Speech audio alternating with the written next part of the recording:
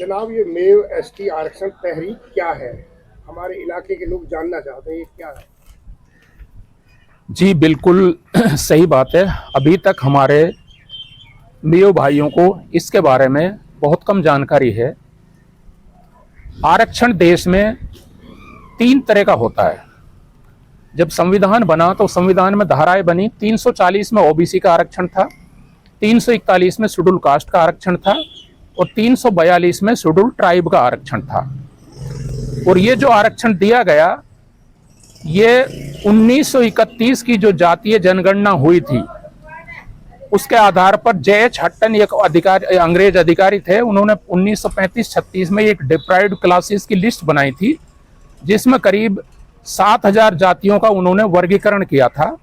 600 से 700 के करीब जातियां, लगभग 700 जातियां शेड्यूल ट्राइब में शामिल हुए थे, 1200 के करीब जातियां शेड्यूल कास्ट में शामिल हुए थे और बची हुई जातियां 6000 के करीब जातियां वो ओबीसी में आ गई थी। तो बची हुई जो जातियां थी 4000 करीब जो जातियां बची वो ओबीसी में आ गई थी। ये आरक्षण उसी हिसाब से सारी लिस्टों में गया। तो 1931 की जो जनगणना हुई थी उसमें हमारी मेव और मीणा की इकट्ठी जनगणना हुई थी और इकट्ठे ही उसके जनगणना के आंकड़े पूरे देश भर के 10,11,000 के आंकड़े हमारे पूरे उस सूची में सारे सबमिटेड हैं। और उसमें हम जो शेड्यूल ट्राइब का कॉलम है उसमें एक ही कॉलम में मेव मीणा दोनों एक साथ सूचीबद्ध हैं शेड्यूल ट्राइब के कॉलम में। 1950 में उसी हिसाब से जो शेड्यूल कास्ट शेड्यूल ट्राइब थे, ओबीसी को तो मिला नहीं था 1950 में आरक्षण, शेड्यूल कास्ट और शेड्यूल ट्राइब को आरक्षण 1950 में मिल गया था, जिसमें मीणाओं को भी नहीं मिला और मेवों को भी नहीं मिला। फिर मीणाओं ने तो अपना जद्दोजहद करके 1956 में आरक्षण ले लिया और वो आरक्षण उनको राजस्थान में मिला। राजस्थान के मेव क्योंकि सन 47 के जो दौर था, जो वो उजड़ गए थे, उसकी वजह से उनको सुध बुध ही नहीं रही कि वो अपना आरक्षण का क्लेम करते, तो वो बात ऐसे कैसे ही पेंडिंग में रह गई। इसके बाद में फिर जब ओबीसी का दौर आया, ओबीसी का जब आंदोलन हुआ, मंडल कमीशन जब रिकमेंडेशंस लागू हुई, तो उसमें यह पता चला कि ना तो हरियाणा में और ना राजस्थान में मेयो ओबीसी या मंडल कमीशन की रिपोर्ट में ओबीसी की लिस्ट में नहीं थे। तो लोगों को फिर फिक्र लगी, तो सबने जद्दोजहद करके जैसे तैसे हरियाणा में तो उसी टाइम पर 93 में ही ओबीसी की लिस्ट में शामिल हो गए और राजस्थान में हमको 2000 तक इंतजार करना पड़ा। 2000 में जाकर के हम लोग ओबीसी में शामिल हुए। उसके बाद में ओबीसी में फिर सेंटर में भी आरक्षण मांगा गया, जो भी 2010-11 में राजस्थान के लोगों को मिला था। इस बीच में ये किसी ने नहीं सोचा कि हम ओबीसी में क्यों नहीं है। ये बात चलती रही ऐसे ही। आप के हमारे यहाँ पर वो एक छोटा सा अखबार निकालते थे, कामरेड मुंशी खां उनका नाम था, चिराग मेवात के नाम से, और वो मीणाओं में बहुत उठते बैठते थे। मीणा जो भी अधिकारी आते थे उनके पास में आना जाना। वो 2011 में, क्योंकि तब तक ना तो डिजिटल था ना इस तरह का कोई था, ऑनलाइन नेट वगैरह के सारा नहीं था, तो वो ये कागज लेकर के आए जिसमें ये सारी चीज थी कि मेव और मीणा का जनसंख्या इकट्ठी उसमें और हम एसटी में सूचीबद्ध है।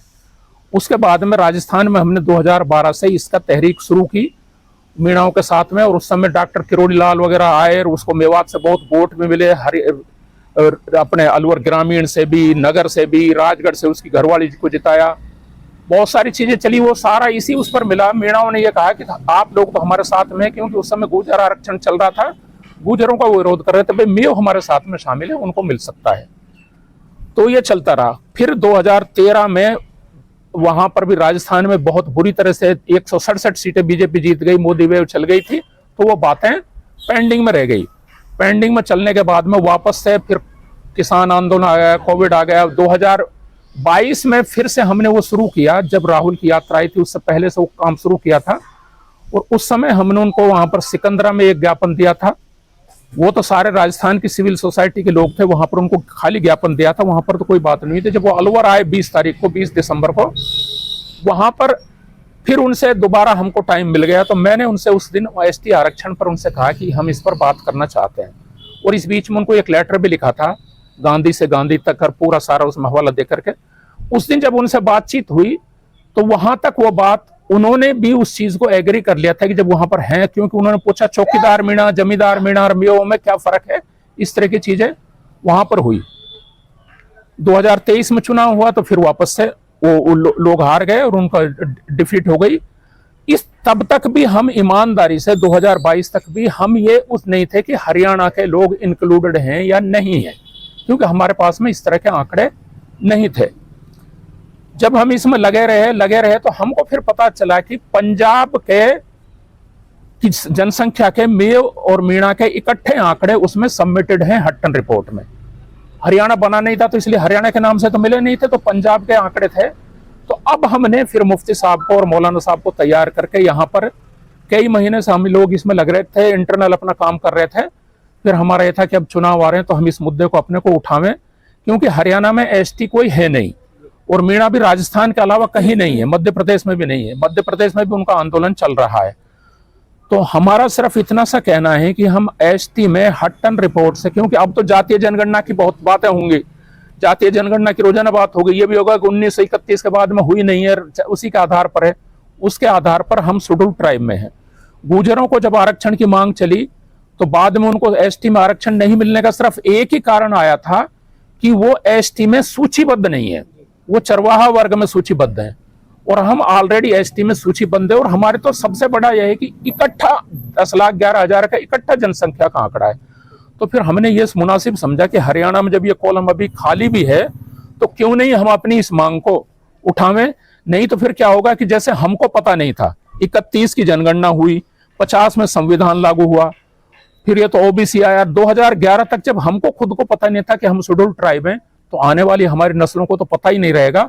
हम कम से कम ये कि इस चीज के लोगों को कागज पत्र दे करके जावें तो ये चीज आ जावे। तो एसटी आरक्षण और ये इतना बड़ा फायदा है कि जिसमें हम ऑल इंडिया भी एसटी के कोड हकदार हो जाएंगे, हम कॉन्स्टिट्यूशनल एसटी राइट्स के हकदार हो जाएंगे, हमको सांप्रदायिकता का विराध भी एक आदिवासी अम्ब्रेला का हमको संरक्षण मिल जाएगा।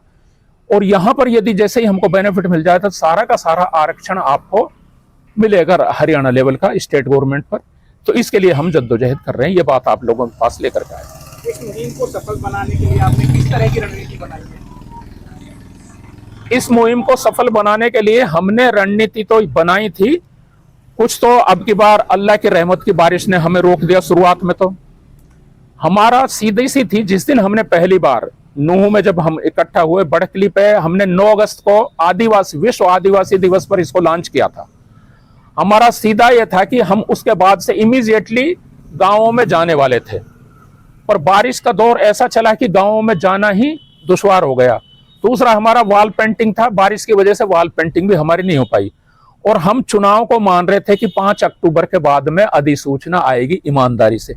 अब वो प्रीपेंड हो गया, तो उस वजह से हमारा वो मोमेंटम फिलहाल तो अभी हमारे 10,000 पर्चे करीब हमने बांटे हैं। वो आपकी हतीन तक, सोना तावड़ू तक और ये सारे फिरोजपुर तक, सब जगह सारे एरिया में जुमाओं में पर्चे बटे हैं।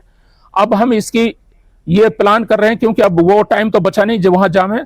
अब हम सोच रहे हैं कि बड़कली आपका सेंटर पड़ता है, वहां पर एक बड़ी जनसभा आयोजित करके उसमें इसको सारे को एजेंडा को हमारे को पेश कर दिया जाए, पॉलिटिशियन से उनके सामने पेश कर दिया जाए, जनता के सामने पेश कर दिया जाए, और फिर इलेक्शन के बाद में जैसा होगा उस हिसाब से अपनी मुहिम को आगे बढ़ाएंगे। हमारे मेव समाज के लोगों को आप क्या मैसेज देना चाहोगे? मैं सिर्फ एक ही बात कहना चाहूंगा, हर मेव ये सपना देखे कि मेरा बेटा एसटी से अधिकारी बन सकता है। आज भी एसटी से मेव ऑफिसर्स कश्मीर से आ रहे हैं, और हमारे राजस्थान में यदि एसटी में मीण नहीं होते तो हर घर में आईएएस आईपीएस नहीं होता। वो ही तमन्ना हमारी पूरी हो सकती है। और हम एक बात और स्पष्ट करना चाहते हैं, कुछ लोग ये कहेंगे कि आरक्षण के नाम पे जाट भी मर गए, गुजर भी मर गए। हमको न मरने की जरूरत है न मरवाने की जरूरत है। रेल की पटरियां तो मेवात में है नहीं जो हम उखाड़ेंगे, और हमको जरूरत भी नहीं उखाड़ी, क्योंकि हम उस लिस्ट में ऑलरेडी शामिल हैं। हमको सिर्फ इतना सा करना है कि स्टेट गवर्नमेंट से सिफारिश होकर के सेंटर में चला जावे और वहां से हमको मिल जावे। होना तो राजनीति के डिसीजन, पर जब हम ऑलरेडी लिस्टेड हैं तो वंचित को सिर्फ अधिकार, हम अपना सिर्फ अधिकार मांग रहे हैं।